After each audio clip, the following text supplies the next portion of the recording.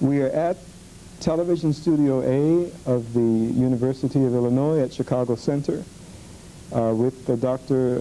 Nicholas Temperley. And Dr. Temperley is professor of music at University of Illinois at Urbana-Champaign, and Dena Epstein, who is the music librarian of the University of Chicago. And I am here to ask these experts about that question. What is lining out? Dr. Temperley, can you tell us what that is and how it started and where it came from, this sound? Well, one aspect of it certainly came from the Anglo-Saxon Protestant tradition. Yes. And I think that at the time of the Protestant Reformation, what the leaders wanted to do was to make the congregations sing hymns or metrical psalms, which they'd never done before. It had always been left to the priests before the Reformation. In the Catholic Church. In the Catholic Church. And so now that it was a new thing for congregations to sing, but many of these congregations could not read. So the best way to make them sing these new texts, which were newly translated, was for the minister or the precentor to read a line at a time, and then the congregation would sing. They would sing very often to tunes that they already knew. At first they were just folk songs which were taken over and used for the metrical psalm texts. But as time went on, new tunes were added and so on, but the tunes were usually passed on by oral tradition. People got to know them, they heard them every Sunday. But the words were still, there were too many different texts, and people did not learn all the texts. They had to be reminded line by line in that way. And when they tried to change the text at any time, again, this lining out became useful. But gradually, I think, over hundreds of years, they lost sight of the original purpose of it, and it had become a kind of ritual. Instead of reading the text, it had become a kind of chanting by the precentor. And it became something people were so used to that they didn't want to change it. I see. Now, I hear this tape. This is from a black church, probably in the early 1900s. And the sound is a very slow sound.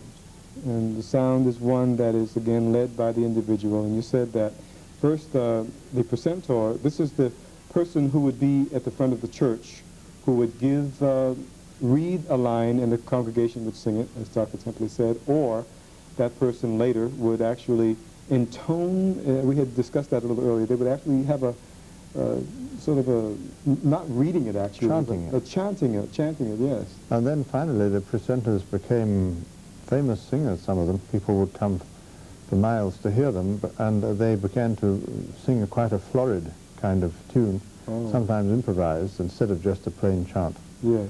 In the little bit which they sang, and then the congregation would always answer with their own melody. Yes.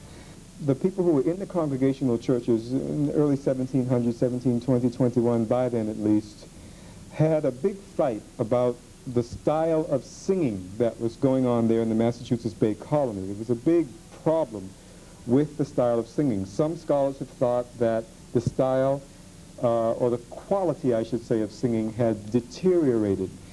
But we have discovered that, in fact, there wasn't necessarily a deterioration, was there? Wasn't it a fact that this slow style of singing, this what we call old way of singing, had existed right along, or did this come over with some of these people? It probably came over with the Pilgrims and Puritans in 1620, and the Puritans of 1628 and 29. They probably brought over with them a very slow style of singing, which was unaccompanied, no organs, no choirs, and over the generations it simply slowed down and became rather lugubrious, in fact, and together with the lining out.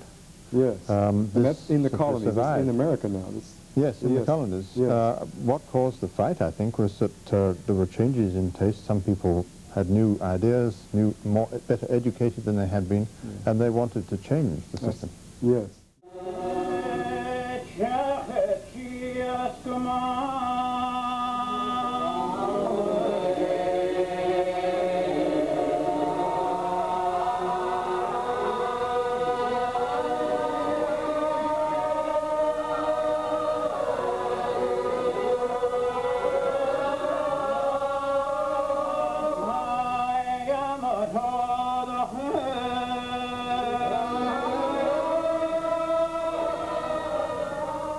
Now we hear that there was a solo voice and then the congregation sang. This is the style that we're referring to, aren't we? And when we're saying the lining out, that single voice was the lining out and the congregation followed, is that? Yes, and that would have been in the Free Church of Scotland, which was one of the churches that split. Whenever people tried to change this style and to bring in more up-to-date musical traditions, Yes. there were nearly always some conservative people who didn't like the changes, Yes. but who split off and formed their own church and went on doing it in the old way. Just the same thing happened, of course, in America. Yes. In yes. the South, particularly in the Baptist churches, there are still Baptist churches that are doing this.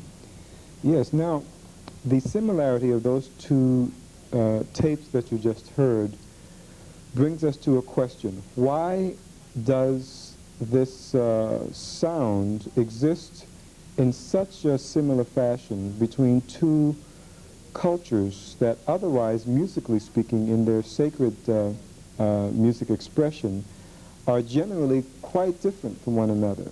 Now we're going to ask Ms. Epstein if there is an answer to that. Can you tell us something about that? I think I can approach an answer. Yes. We have to remember that when black slaves came to this country in the 18th century, most of them did not speak English, even if they had spent some time in the Caribbean area, as many of them did.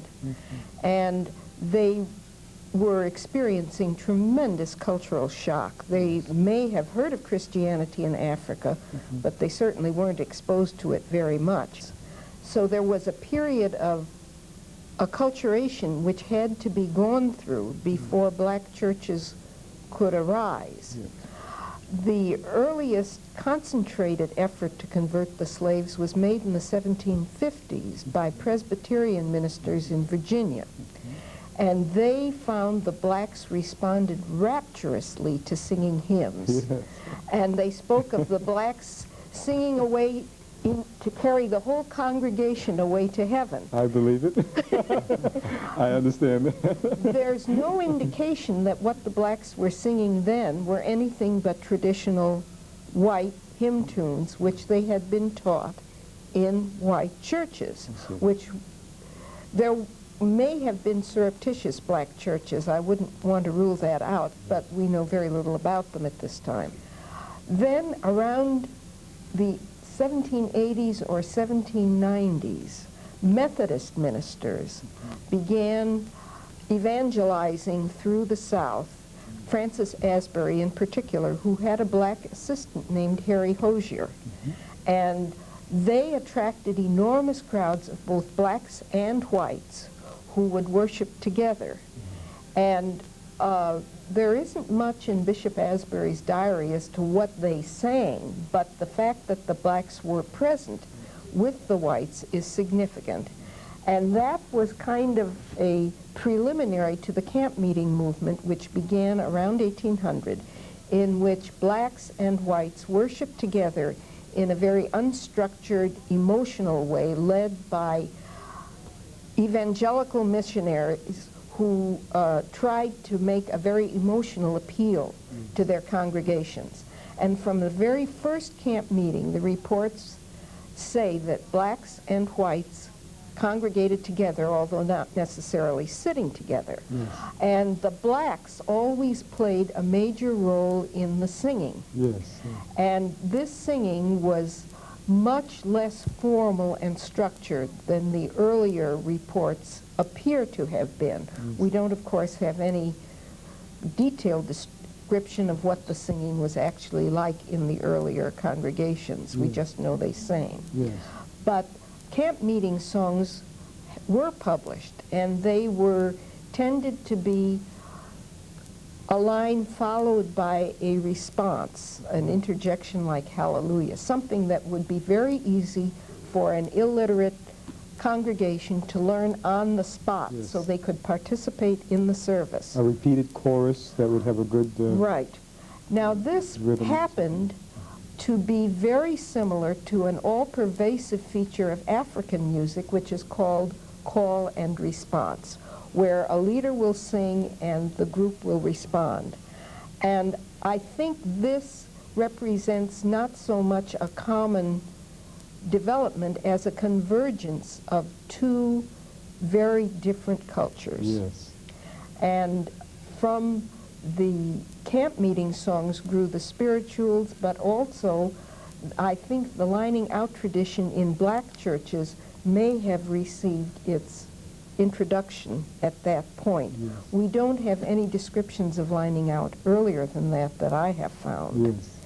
And in the black church, since the majority of the black population not only was illiterate, but was kept illiterate by law up till the Civil War, the function of lining out was extremely important and was used not only in all black churches, but by white missionaries who were trying to evangelize the Yes. blacks. Somehow it's just amazing that, that these two styles would have such similarity and be from such different sources. I liked what you said about the fact that it did correspond with what the Africans in their call and response tradition really liked. I'd like to read something in your book, Sinful Tunes and Spirituals, by Mr. Reed. I don't know his first name here. I guess. Whitelaw Reed, I see it here, yes. Yeah. Making a tour in the South in May of 1865 to May of 1866. He talks, and the one point that I want to make here, one thing that I see here is that I want to read is that the young man, I'm quoting him now, the young man chanted another line. This is a black church that he is, a black worship service. He's speaking of a black chanting another line, and the congregation sang it after him. Another was chanted, then sung, then another, and so on. It was exactly like the old Scotch fashion of lining out. Scotch meaning Scotland, of course, except that instead of reading the line which the congregation was to sing, the leader delivered it in the oddest, and he expresses his opinion here, in the oddest, most uncouth, and sense-murdering chant ever conceived. So be it. So here then, ladies and gentlemen, we have a style of music that is recognizable as being very similar on opposite sides or complementary sides of the cultural picture in terms of the religious music, the church music. And it's something now that I'd like to get a little deeper into now, because it was very important that Dr. Temperley mentioned the fight, or I had mentioned it and he elaborated on it, the fight that took place in New England. And then, pardon me, Dr. Epstein mentioned the camp meetings. She mentioned that the spirituals, now spirituals meaning black and white spirituals, had their birth, as it were, in the camp meetings. This was the cradle of a form of music that is very, very, very important to American culture. So what I'd like to do now is go back a bit and having established that it existed in Scotland, in Britain generally, and that it had come over with the Pilgrims, the Puritans, and then having established that in the early 1700s there were those who wanted to change, to make a change, and there was a disagreement, as we had said. Can we trace now the development of the old way of singing in the colonies? Can we discuss that, or something that would have to do with the fight that went on, so that our viewers can see that it did persist, and then somehow the camp meeting, the Great Awakenings, and then the camp meeting movements and so on started. Can we explore that just a bit? There's also, isn't a tendency for the sermon to gradually lead, instead of just the sermon breaking off and then the singing. Absolutely. Get the sermon gradually moves towards singing with lining out. That's right, absolutely. And people begin to break into the sermon and so on. You can't really, they wouldn't have that in the Scottish church. You have to listen when the The evangelical missionaries were very shocked that the blacks wanted a responsive, participatory kind of service always. And it was very widely reported that the blacks really preferred to have their own churches and their own services and not have whites present. But in the South, before emancipation, many states had laws that required at least two white people to be present at any gathering of blacks because they were worried about insurrections. That's right, yes. And that may or may not have had much influence on what they did. Right.